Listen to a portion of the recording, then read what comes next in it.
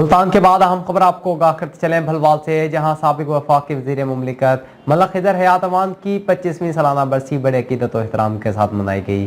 شہر بھر سے سیاسی سماجی شخصیات کی شرکت۔ اس حوالے سے مزید جانتے ہیں بگ نیوز کے نمائندے قمرالزمان انقلابی کی اس رپورٹ میں۔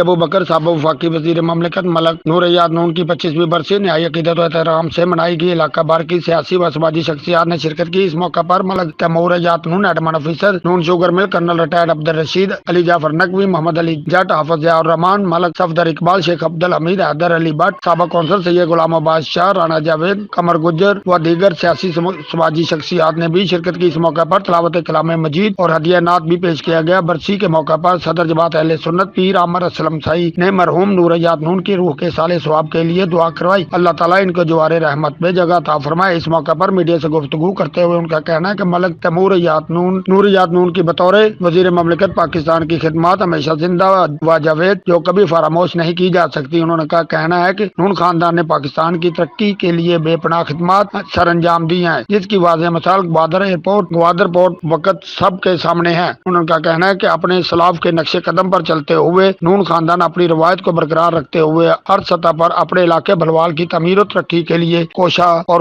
رہے گا۔ ابو